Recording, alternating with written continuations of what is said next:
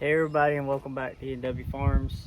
Today we're working on the 7410, and we're going to put a PTO control solenoid. I'll show you where it's at right here on the back. So this tractor has gotten to where, or it had gotten to where that when you would turn the PTO off, the PTO would stay running on the tractor. And I came back and unplugged this control solenoid and cycled the key, and it cut itself off. But this is a control solenoid that's got the spool valve in here. I don't know that we're going to change spool valve and everything. We may just change the magnet on top of it because the magnet has gotten hot and swelled. So let me turn you around here and I'll show you, and then we'll talk about taking it off there.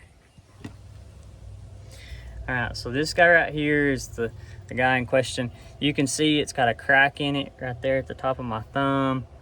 If you look, it's kind of the sides all pooched out on it on each side. It's all swelled up and busted. And so I ordered a new one of these from Deere. That guy was like $400. I found it through Abilene Machine and got it in. So first thing we're going to do is take this nut off here. It looks like we're going to need a 19 millimeter, which I've already got in a socket. We're going to pull this off, and then if we were to pull the whole spool and everything, there looks like two 8 or 10 millimeter bolts right there. But let me yank this guy off and then we'll see what we got.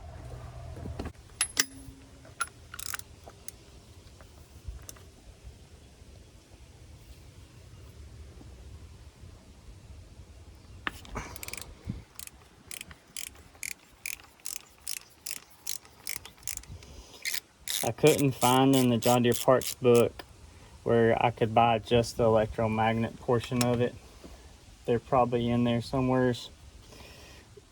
But if you ain't tried to use Deere's new parts books lately, they are a pain in the butt to use. Let's see if I can get us a pry bar and stick underneath it.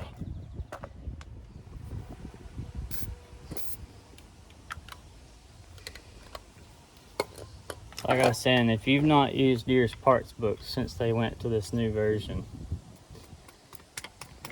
they are horrible compared to the old stuff. You can see that case just cracked wide open on that guy.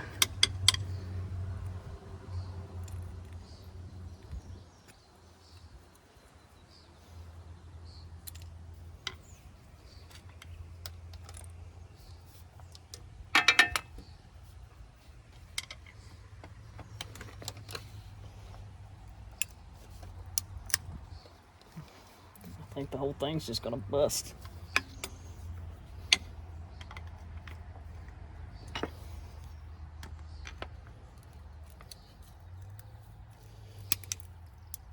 I have heard guys say in the past on the John Deere groups for these tractors that this is the same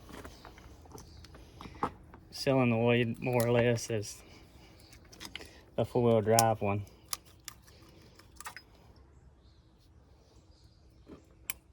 And you could have taken it off and changed it around and seen if that would have solved your issue, but with it swelled out like that,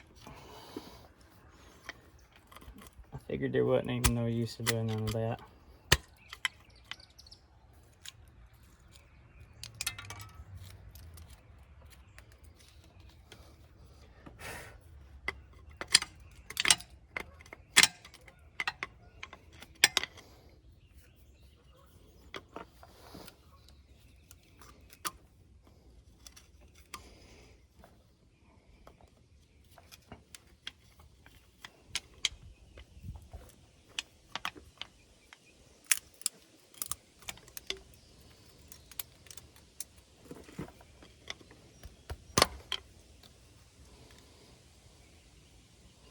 On the 6200 that we have, this is the spool that actually controls the hydraulic oil flow for the PTO.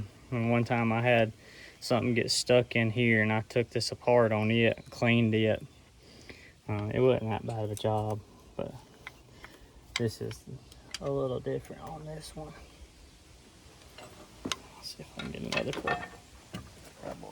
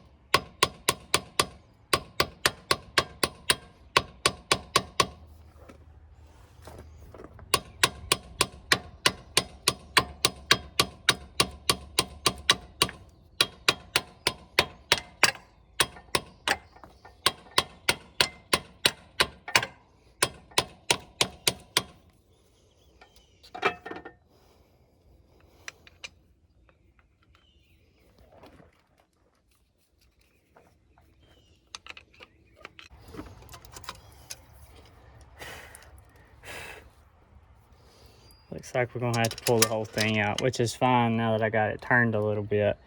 Let me back the service truck up here, and that way I can take air and blow all that rust and stuff off, because I don't want any trash falling down in that. It might make that valve stick.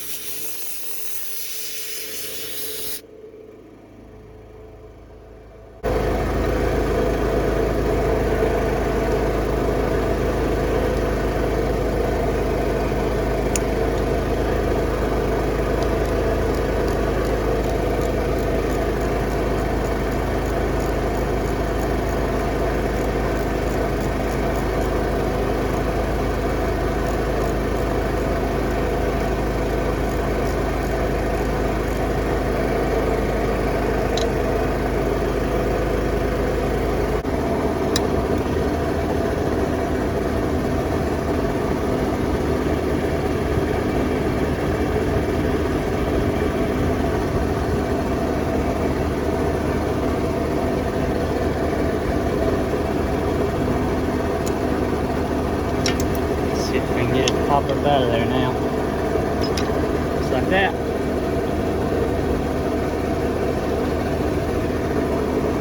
I'll go get the new one out of the truck and put her back on.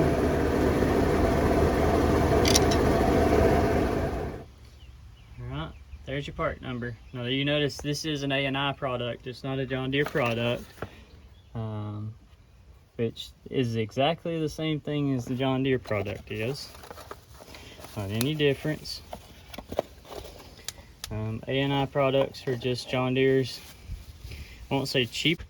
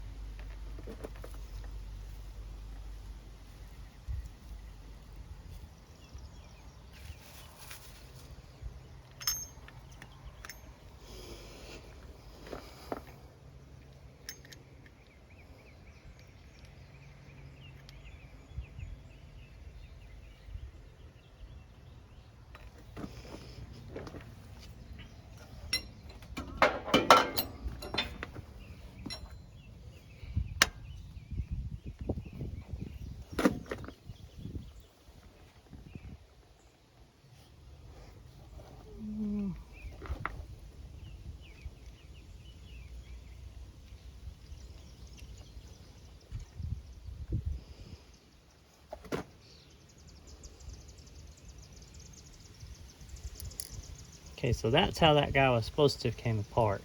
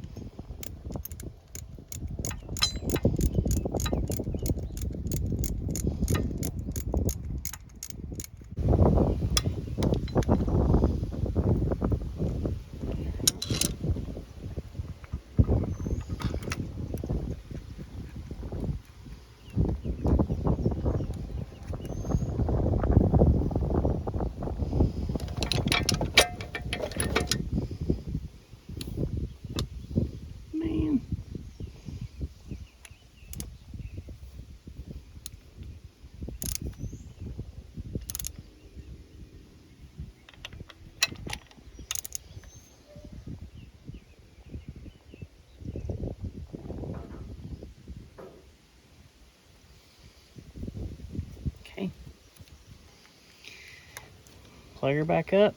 And all I gotta do is test it now.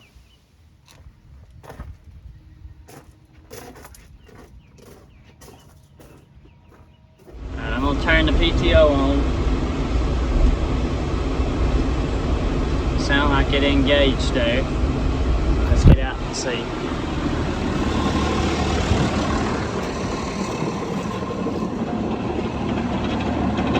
She's spinning. Alright, let's turn her off and see what she does.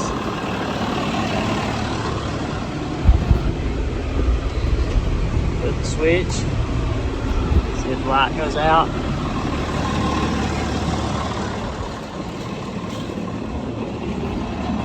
PTO quit. Good deal. Alright, so it's got the 7410 all up and running, so we're in good shape now. The only other thing we got to do on it before hay season is the loader cylinders. The front end loader cylinders are leaking, and I ordered all new seal kits for them, so we'll pack all 4 of them and put it back. And then we may go ahead and dump the hydraulic oil out of this tractor. It's been several years since it has been changed. Change it and get it all serviced up. We got it greased, with engine oils checked, coolants checked, blowed the radiator out, washed it all, got the baler hooked up. Got to put the PTO shaft back on where we were testing the Project 458 baler. We haven't forgot about that baler. We were just to a point where we needed hay to bale. And so here in a couple weeks when we get in the field to baling, we may put it on the 4440 or something and actually test it and run it and see what we've got there, see if we need to make more repairs or if we're good enough to keep running. So thanks for stopping in. Just a quick short video. Hope it helps you. Like I said, what I was experiencing problem-wise with this is I would flip the button to turn the PTO off. The PTO would stay engaged and continually run. I could cycle the switch sometimes and turn power down, crank back up, and it would cut itself off. Other times it would still be running. So that solenoid right there is what controls the actual on-off of the PTO from the electronic switch inside the cab. So hopefully this helps you. Thanks for stopping by. We'll catch you in the next one.